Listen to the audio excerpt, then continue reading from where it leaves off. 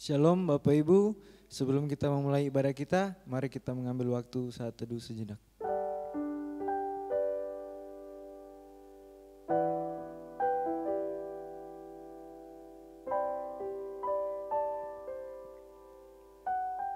Tuhan, terima kasih untuk kesempatan yang Kau berikan pada kami. Kami masih bisa beribadah malam ini. Engkau berkati ibadah kami dari awal, pertengahan hingga akhirnya. Suci kuduskan kami, layakkan kami, ampuni segala dosa dan kesalahan kami. Dalam nama Tuhan Yesus, haleluya. Amin.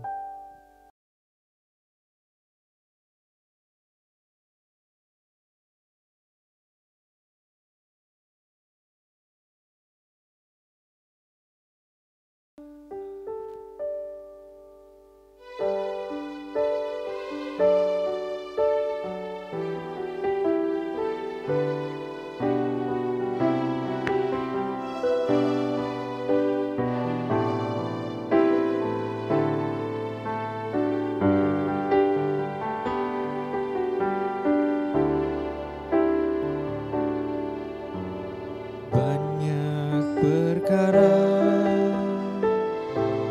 yang tak dapat ku mengerti,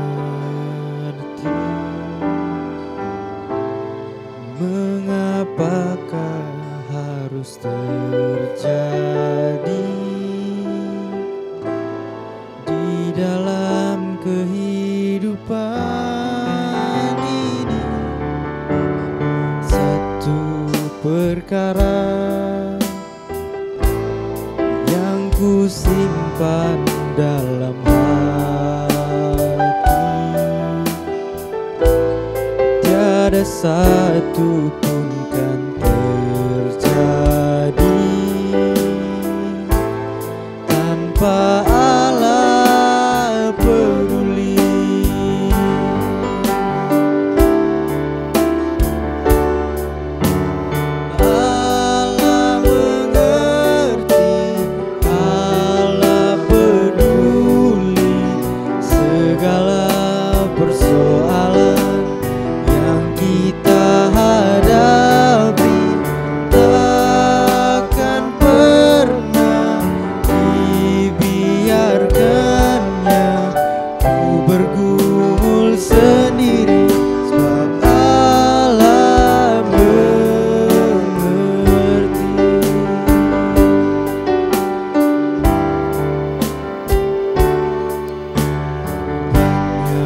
Perkara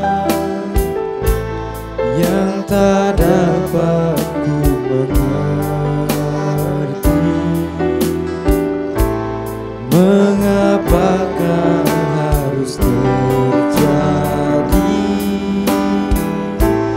di dalam kehidupan ini. Satu perkara yang ku simpan dalam hati,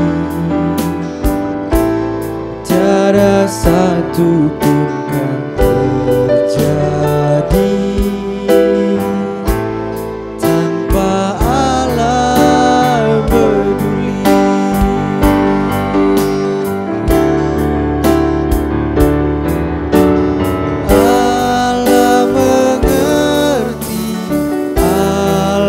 Peduli segala persoalan yang kita hadapi, takkan pernah dibiarkannya ku bergumul sendiri, sebab Allah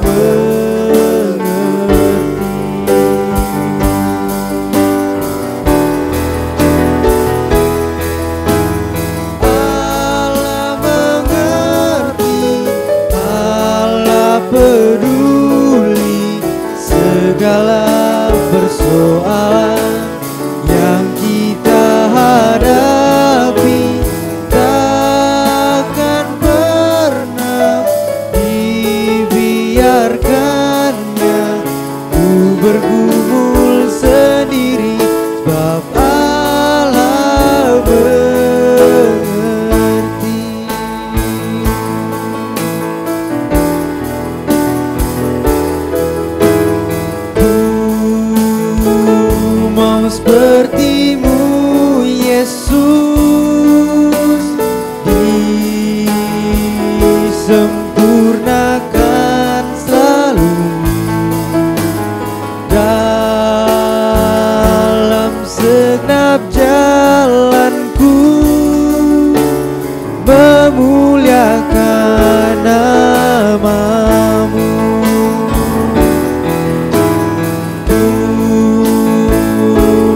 sepertimu Yesus, disempurnakan selalu dalam segenap jalanku,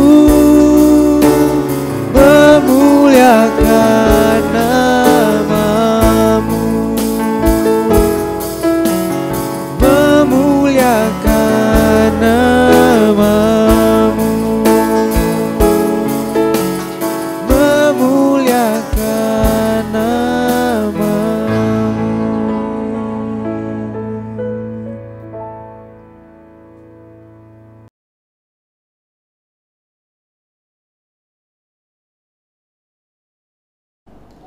Shalom Bapak Ibu yang dikasihi oleh Tuhan, mengucap syukur untuk segala kebaikan Tuhan. Saya percaya kita pasti rindu untuk bisa mendalami kebenaran firman Tuhan melalui persekutuan doa RCT ini. Mari bersama-sama sebelum kita mendengar firman Tuhan, kita berdoa. Kami datang ke hadirat Tuhan membawa hati untuk kami mau bisa menyimpan firman Tuhan dalam hidup kami. Mohon kebenaran firman Tuhan untuk bisa Tuhan sampaikan kepada kami dan kami dapat mendalami dan mengerti serta kami dapat melakukannya dalam kehidupan kami hari lepas hari bersama Tuhan. Pakailah hamba-Mu penuh dengan keterbatasan ini untuk dapat menyampaikan apa yang Tuhan inginkan saja sehingga kebenaran firman Tuhan dapat tersampaikan semua dengan baik. Inilah doa kami Tuhan dan kami siap menyambut kebenaran firman Tuhan. Hanya dalam nama Tuhan Yesus kami sudah berdoa dan mengucap syukur. Amin. Satu tema yang diberikan kepada saya, Simpson, integritas pelayan Tuhan. Beberapa minggu lalu kita sudah membahas beberapa tokoh Alkitab. Pertama Saul, kedua Dorcas, dan saat ini kita akan membahas tentang satu tokoh yang menurut saya sudah bukan tokoh yang asing lagi untuk kita bahas, Simpson. Tetapi di dalamnya kita akan membahas bagaimana integritas pelayan Tuhan itu apakah terlihat di dalam Simpson atau tidak. Mari bersama-sama kita membuka Alkitab kita di dalam Hakim-Hakim 16 ayat 28 sampai 30. Hakim-Hakim 16 ayat 28 sampai 30 saya akan membacakan bagi kita semua. Berserulah Simpson kepada Tuhan, katanya, "Ya Tuhan Allah, ingatlah kiranya kepadaku dan buatlah aku kuat sekali ini saja, ya Allah. Supaya dengan satu pembalasan juga aku balaskan kedua mataku itu kepada orang Filistin." Ayat 9, kemudian Simpson merangkul kedua tiang yang paling tengah penyangga rumah itu, lalu bertopang kepada tiang yang satu dengan tiang kanannya dan kepada tiang yang lain dengan tangan kirinya. Berkatalah Simpson, "Biarlah kiranya aku mati bersama-sama dengan orang Filistin ini." Lalu memungkuklah ia sekuat-kuatnya, maka rubuhlah rumah itu menimpa raja-raja kota itu dan seluruh orang banyak yang ada di dalamnya. Yang mati dibunuhnya pada waktu matinya itu lebih banyak daripada yang dibunuhnya pada waktu hidupnya. Demikianlah kebenaran firman Tuhan. Bapak Ibu, saya ingin memperkenalkan satu hal yang menarik, bahwa kita harus bersyukur Alkitab yang kita miliki itu merangkum kisah-kisah perjalanan hidup seseorang. Perjalanan hidup orang-orang yang Tuhan pakai maupun orang-orang yang ingin Tuhan supaya kita pelajari di dalamnya. Tuhan memakai perjalanan hidup mereka untuk memberitahukan bagaimana seharusnya hidup yang berkenan kepada Tuhan. Kalau sebelum-sebelumnya saya katakan tadi ada Saul, kemudian ada Dorcas minggu lalu. Kita saat ini akan belajar tentang Simpson. Tuhan memakai mereka. Tuhan membiarkan kisah hidup mereka tercantum di dalam bukunya, di Alkitab kita. Sehingga itu yang harus membuat kita itu berbahagia.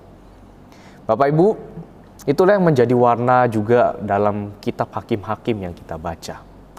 Hakim-Hakim menceritakan bagaimana setelah Yosua meninggal, mereka sudah masuk tanah Kanaan, sudah merebut beberapa daerah tanah Kanaan. Yosua meninggal, dan akhirnya bangsa Israel sendiri bisa merasakan tanah Kanaan. Namun kita percaya dan kita selalu membaca Hakim-Hakim itu, bagaimana perjalanan proses kehidupan iman orang Israel itu terkadang bikin greget, Bapak Ibu. Bagaimana tidak? Mereka melakukan apa yang benar menurut mereka. Orang Israel melakukan apa yang mereka sukai, yang mereka anggap ya benar-benar saja. Padahal sudah ada standarnya Tuhan melalui Musa. Sudah ada hukum-hukum yang Tuhan berikan melalui Musa yang sudah diajarkan kepada bangsa Israel, dan harusnya itu menjadi hukum yang secara terus turun-menurun selalu diajarkan dan selalu harus dimengerti oleh bangsa Israel. Nah, kitab Hakim-Hakim itu menceritakan bagaimana lingkaran perjalanan hidup, perjalanan iman hidup orang Israel. Saya tampilkan ke dalam slide bagaimana itu terjelas di dalam perjalanan hidup mereka di dalam kitab Hakim-Hakim. Pertama, mereka berdosa di hadapan Tuhan, menyembah kepada Allah lain, melakukan sesuai dengan apa yang mereka mau. Dosa egoisme itu ada, terus berlanjut ketika tidak ada pemimpin yang memimpin mereka. Kemudian Tuhan jengkel, akhirnya Tuhan menghukum mereka. Disitulah mereka kembali berseru kepada Tuhan, selamatkan kami, selamatkan kami. Tuhan mendengar mereka punya permintaan, Tuhan memilih hakim. Memilih hakim, mereka diselamatkan oleh hakim, mereka berjuang bersama hakim itu, hidup mereka tentram dan aman. Nah, setelah hakim itu meninggal, kembali lagi mereka berbuat dosa dan terus membuat perjalanan lingkaran kehidupan rohani mereka seperti itu aja, Bapak Ibu. Menjadi suatu pertanyaan pasti dalam benak kita, kok Tuhan mau sih memakai orang Israel ya?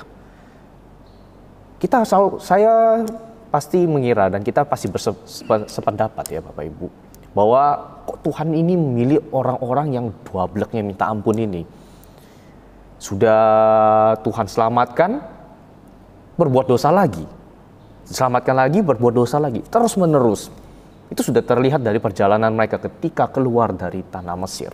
Mengeluh kepada Tuhan, Tuhan kasih sesuatu.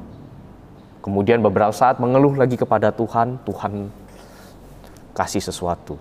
Terus lingkaran itu tiada berhenti. Di kitab Hakim-Hakim itu terulang lagi kembali Bapak Ibu.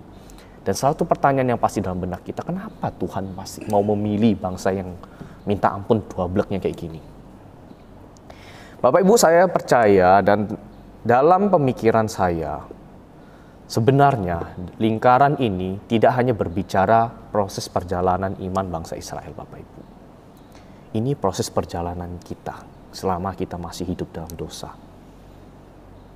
Seperti inilah hidup kita Bapak Ibu. Dan semasa ketika kita masih terus hidup di dalam keberdosaan, ini yang selalu kita akan rasakan lingkaran ini. Dan saya percaya, kalaupun Tuhan tidak memilih bangsa Israel, misal Tuhan memilih bangsa lain, satu hal yang saya percaya dan ketahui, lingkaran ini tetap berjalan Bapak Ibu. Mereka pun, bangsa lain pun tetap mungkin akan melakukan dosa yang sama, kesalahan yang sama. Dan saya percaya akan hal itu Bapak Ibu. Karena dosa selalu membuat kita hidup dalam lingkaran yang seakan-akan kita ini mempermainkan Tuhan. Selalu seperti itu. Bahkan di dalam kehidupan kita sekarang pun terkadang kita melakukan hal itu Bapak Ibu. Maka bukanlah suatu hal yang menurut saya penting untuk kita ungkapkan kenapa Tuhan mau memilih orang Israel. Bukan hal itu Bapak Ibu. Perjalanan hidup kita manusia seperti itu, dan walaupun mungkin Tuhan memilih bangsa lain, saya percaya bangsa lain pun melakukan hal itu di hadapan Tuhan.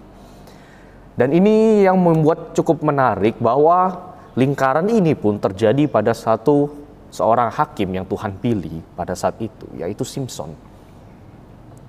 Bapak Ibu, melalui kebenaran firman Tuhan yang baru kita baca, mari kita bersama-sama coba mendalami satu hal yang penting. Simson ini seperti apa sih? Bagaimana ia melakukan segala sesuatu itu, apakah itu memang berdampak baik atau tidak?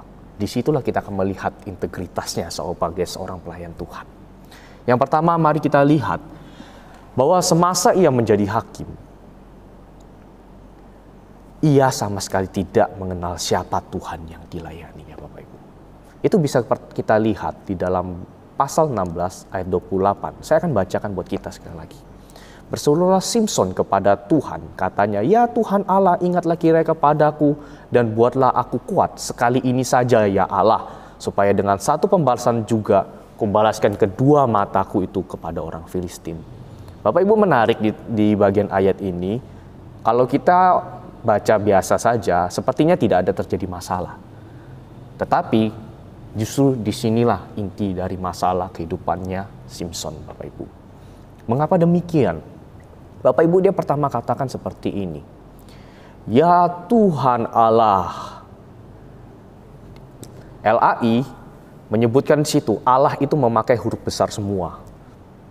Bapak Ibu, perlu kita ketahui bahwa kita harus mengetahui bagaimana sistem penamaan dan pemanggilan nama Tuhan pada masa-masa itu. Beberapa yang kita sering dengar itu Elohim, Yahweh, dan beberapa nama Allah lainnya. Bapak Ibu, ketika dia sebutkan nama itu Tuhan Allah, itu lebih merujuk bagaimana dia lebih merujuk kepada Allahnya itu Allah. Merujuk kepada pemanggilan Allah. Apa masalahnya kalau begitu? Bapak Ibu, pada masa itu nama Allah itu dipakai secara majemuk. Agama lain memanggil dewa mereka pun dengan nama Allah juga, Elohim. Maka di Alkitab kita ada disebut nama ilah-ilah, Allah-Allah lain. Itu disebut Elohim, Bapak Ibu. Dan Simson lebih merujuk penggunaan kata itu. Itu terlihat ketika berikutnya. Ingatlah kiranya kepadaku dan buatlah aku kuat. Sekali ini saja, ya Allah. Bedanya dengan Yahweh, dengan kata Tuhan besar itu apa, Bapak Ibu? Kalau dalam penggunaan kata Yahweh atau Tuhan besar, itu merujuk kepada Tuhan yang kita sembah, Bapak Ibu. Yahweh itu nama Allahnya kita. Jadi kalau kita sebut Tuhan, itu sudah mencakup satuan itu, Yahweh. Apa bedanya? Berbeda, Bapak Ibu, berbeda sekali itu. Dalam kitab Keluaran pasal 18 ayat 11, ketika Yitro, mertuanya Musa, itu datang mengunjungi Musa ketika orang-orang Israel sudah keluar dari tanah Mesir. Dia katakan begini, Bapak Ibu. Aku sudah tahu bahwa Tuhan itu lebih besar dari segala Allah. Tuhan Yahweh lebih besar dari segala Elohim, Allah-Allah lain. Ini cukup menyimpulkan bahwa pemahaman Simson terhadap Tuhan hanya sebatas ia tahu bahwa Tuhan itu cuma Allah. Berbeda dengan hakim-hakim lain yang berani mengatakan bahwa Yahweh yang telah memimpin aku untuk menyelesaikan tugas ini. Berbeda, Bapak Ibu. Simson sebatas hanya tahu bahwa ya Allah. Ya Tuhan aja, ilah-ilah yang orang-orang lain sembah, yang bangsa-bangsa lain sembah, ilah. Allah ya biasa, sudah cuma tahu itu saja Simson. Ini cukup memberitahukan kepada kita bahwa pemahaman yang kurang tentang Allah membuat hal kedua terjadi, yaitu apa? Simson hidup hanya bagi dirinya, bukan bagi bangsanya. Itu terlihat di dalam pasal 15 ayat 9 sampai 13. Ketika istri pertamanya diberikan kepada temannya yang lain, orang Filistin juga. Istri pertamanya orang Filistin diberikan kepada orang Filistin. Simson ngamuk, dilepaslah 2 ekor rubah, ekornya diikat jadi satu dan dinyalakan obor, dilepaskan ke ladang gandum orang Filistin, membakar semuanya. Orang Filistin protes kepada mertuanya Simson ini. Kenapa kau berikan anaknya ini? Sekarang Simson berbuat ulah lagi. Akhirnya mertuanya dengan anaknya yang perempuan itu dibunuh, dibakar. Simson marah lagi kemudian dan membuat ulah lagi kepada orang Filistin. Orang Filistin malah mempersiapkan diri untuk berperang kepada orang Yehuda. Orang Yehuda bingung, loh, ini bukan kesalahan kami. Kok kalian tuh mau tiba-tiba datang perang, lalu kemudian karena masalah Simson aja, kalian datang mau perangi kami satu bangsa. Bapak Ibu, hidup orang yang tidak mengenal Tuhan, hidupnya untuk diri sendiri.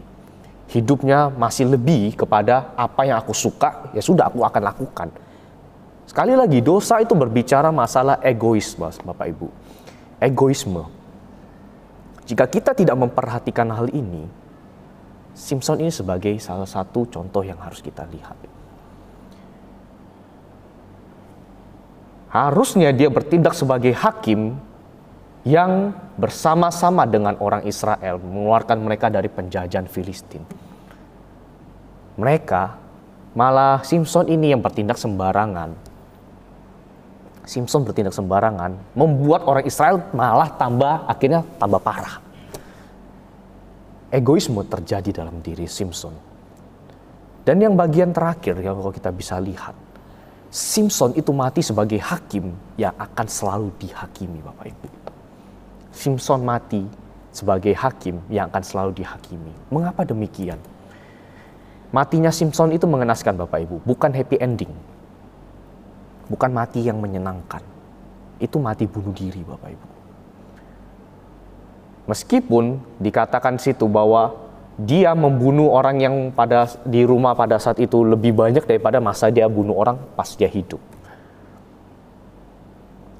Bapak Ibu, berbicara masalah ini, kita harus pahami bahwa kematian Simson bukanlah sesuatu hal yang menurut secara pandangan manusia, bukan sesuatu mati yang enak, Bapak Ibu. Karena begini, dari kita sekolah minggu sampai kita mendengar terus tentang kisah tentang Simson, yang kita tahu dia ini seorang hakim yang bebal, Bapak Ibu. Itu yang sudah jadi mindset kita, bahwa ini hakim kok jadinya seperti ini sih. Ini hakim kok kayak gini sih modelnya. Tidak menunjukkan betapa dia memiliki integritas untuk menjadi seorang hakim yang baik di hadapan Tuhan maupun sesama bangsa Israel pada saat itu. Dan selama kita hidup, kita pasti akan menjudge dan selalu menilai Simson itu bukan hakim yang baik. Selalu seperti itu. Itulah hukuman bagi Simson ketika ia tidak mengindahkan keberadaan Tuhan dan selalu menginginkan dirinya sendiri yang selalu tenar di hadapan orang-orang. Demikianlah juga perjalanan hidup kita, Bapak Ibu. Simson sudah dicap sebagai orang yang tidak berintegritas. Tetapi kok Tuhan mau pakai ya? Tuhan kok mau pilih? Pertanyaan menarik. Kenapa Tuhan malah memakai orang-orang yang kayak gini? Untuk bisa mengembangkan sesuatu yang luar biasa bagi kemuliaan namanya.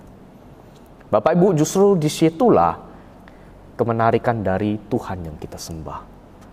Tuhan memakai segala keburukan, bahkan kelemahan kita untuk bisa memuliakan namanya. Artinya begini, di dalam kejatuhan kita pun Tuhan masih pakai itu untuk menjadi saluran berkat bagi orang lain. Contoh kisah dalam Alkitab juga berbicara tentang kisah Yunus. Bagaimana Tuhan sudah suruh, ayo ke Niniwe, pertobatkan orang-orang. Dia lari ke Tarsis. Akhirnya tetap Tuhan jalankan hukuman itu. Dia harus ditelan oleh ikan besar. Tetapi satu kapal itu selamat gara-gara mereka tahu bahwa Yunus itu larikan diri. Gagal, tetapi Tuhan pakai kegagalan itu. Justru itu yang menunjukkan betapa luar biasanya Tuhan kita. Menarik, bukan? Dan itulah yang buat saya betul-betul katakan, ya luar biasa Tuhan kita yang tersembah. Bapak Ibu, dalam segala pengalaman yang saya rasakan bersama Tuhan, saya ingin menceritakan satu hal. Ketika saya masa SMA, saya dipercayakan untuk menjadi pengurus, untuk bisa mengurus beberapa hal yang menarik dalam perjalanan kepengurusan dalam persekutuan doa di SMA saya. Ada seorang anak pada saat itu, adik tingkat saya, dia pintar main gitar. Dia hebat di dalam permainan gitar dan dia memang luar biasa kalau Tuhan pakai untuk bisa memainkan gitar di gereja dan dimanapun. Masalahnya, dia mau main hanya ketika orang-orang banyak bisa melihat dia. Ketika pada saat itu, ketika saya tahu sifat aslinya ini, saya tidak izinkan waktu itu di masa-masa kami akan ujian nasional dan saya mengundang orang-orang dari gereja, dari sekolah-sekolah negeri untuk bisa bergabung berdoa sama untuk persiapan ujian nasional kelas 3. Setelah kami mempersiapkan permainan musik apa semua, dia datang tiba-tiba ke saya, dia katakan, saya mau main musik. Di situ saya tolak langsung. Bapak Ibu, ini sedikit kisah yang menggambarkan betapa ini gambaran Simpson yang ada di dunia saat ini. Mungkin diberikan kekuasaan besar, mungkin diberikan kekuatan, kemampuan yang luar biasa. Tetapi jika itu dipakai untuk diri kita sendiri, disitulah nilai integritas kita dicap buruk oleh siapapun. Mari saya ingin mengajak kita untuk merenungkannya. Apakah saat ini di dalam diri kita masih ada sifat Simpson? Sehingga saya ingin mengajak kita untuk coba memikirkan ulang dan bertindak hati-hati terhadap hal ini. Demikian kebenaran firman Tuhan, kiranya memberkati kita semua. Mari kita berdoa. Terima kasih Tuhan, kami sudah belajar dari seorang yang Kau pilih untuk kami bisa mempelajari tentang hidupnya. Jangan biarkan diri kami hidup seperti Simpson Tuhan. Kami mohon Tuhan untuk tetap terus mengingatkan kami, menuntun hidup kami untuk bisa memancarkan kemuliaan nama Tuhan. Ini doa kami Tuhan, terima kasih untuk segalanya. Hanya dalam nama Tuhan Yesus kami berdoa. Amin. Shalom.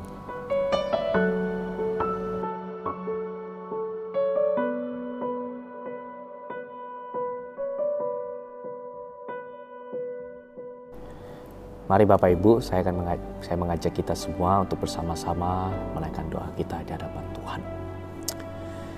Dengan segala ungkapan syukur hati kami hadapan Tuhan, berterima kasih untuk segala kebaikan Tuhan.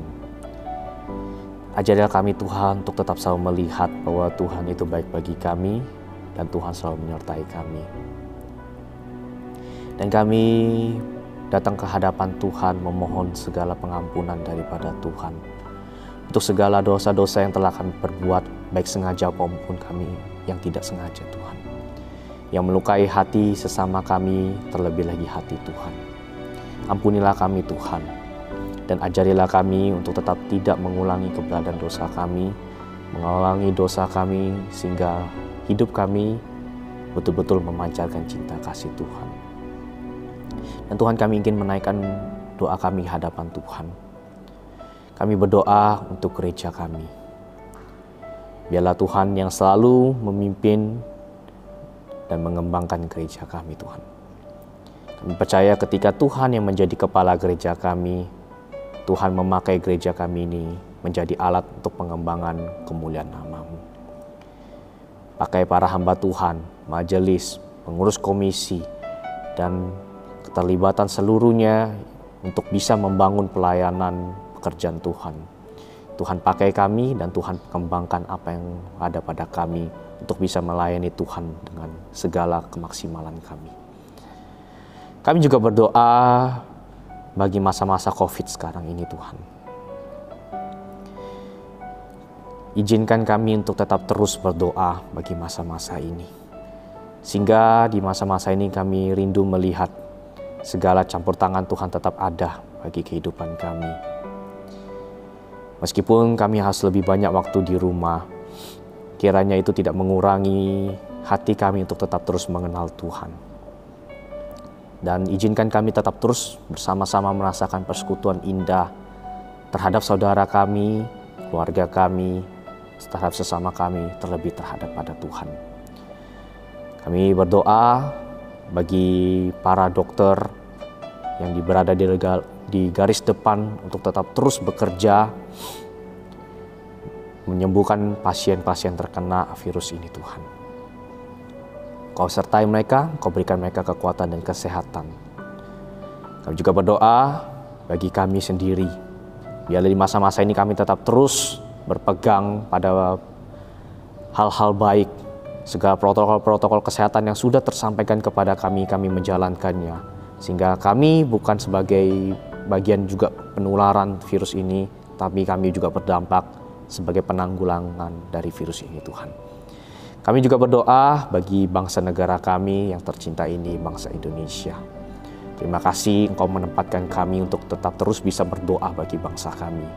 Sertai pemimpin kami Tuhan, Jokowi beserta jajarannya dalam mengambil setiap keputusan. Tuhan berikan hikmat yang daripada Tuhan saja untuk dapat mereka memimpin bangsa ini dengan baik. Sertai kami juga para masyarakat Indonesia Tuhan, sehingga kami dapat menghormati pemimpin kami dan dapat menjalankan segala ketetapan-ketetapan yang ada demi keberlangsungan bangsa kami jauh lebih baik ke depannya. Ini doa dan ungkapan syukur kami Tuhan. Kami percaya Tuhan menjawab sesuai dengan waktu dan kehendak Tuhan saja. Ini doa kami Tuhan hanya dalam nama Tuhan Yesus. Dengan segala ungkapan syukur kami berdoa. Amin.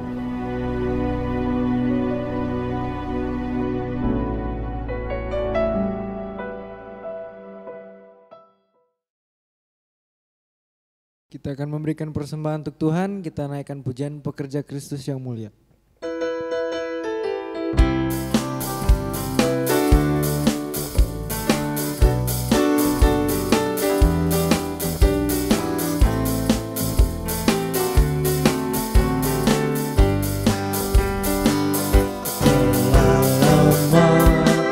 Cari-cari langkah hidup yang lebih pasti, hidup penuh kemenangan setiap hari. Suatu saat Yesus panggilku menjadi bekerja melayani, jadi saksi bagi Dia. Bukan sembarang pekerja, la Yesusku luar biasa. La Dia Raja segala raja. La memanggilku menuai ladang. Hanya anugerah semata. La aku dipakai olehnya. La sungguh amat istimewa menjadi bekerja Kristus yang mulia. Telah lama ku cari-cari langkah hidup yang lebih pasti, hidup penuh kemenangan setiap hari. Suatu saat Yesus panggilku menjadi bekerja melayani, jadi saksi bagi Dia. Bukan sembarang pekerja, la Yesusku luar biasa. La Dia Raja segala raja. La memanggilku menuai ladang. Hanya anugerah semata. La aku dipakai olehnya. La sungguh amat istimewa menjadi bekerja Kristus yang mulia. Bukan sembarang pekerja, la Yesusku luar biasa. La Dia Raja segala raja.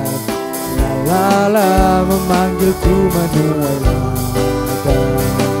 Hanya anugerah semata. La aku dipakai olehnya. La sungguh amat istimewa menjadi bekerja Kristus yang mulia. Sungguh amat istimewa menjadi bekerja Kristus yang mulia. Sungguh amat istimewa menjadi bekerja Kristus yang mulia.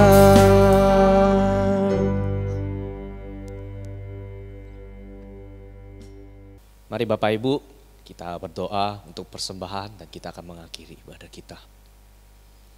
Dengan segala ungkapan syukur kami datang ke hadirat Tuhan. Berterima kasih untuk segala kebaikan Tuhan atas hidup kami. Kami telah memberikan persembahan, sebagian yang telah Engkau berikan kepada kami. Kami percaya bahwa Tuhan tidak pernah melihat berapapun yang kami berikan kepada Tuhan. Namun hati kami yang sungguh rindu untuk mempersembahkan yang terbaik untuk nama Tuhan saja. Dan Tuhan, kami telah menyelesaikan rangkaian ibadah RGT ini. Mohon berkat daripada Tuhan untuk melimpah kepada kami dalam pekerjaan kami, dalam pendidikan kami, dan dalam segala apapun yang kami lakukan. Semuanya itu dalam pengawasan Tuhan, dan perlindungan tangan Tuhan, dan apa saja yang kami perbuat, semuanya itu untuk kemuliaan nama Tuhan. Ini doa kami Tuhan, hanya di dalam nama Tuhan Yesus kami sudah berdoa dan mengucap syukur. Amin. Tuhan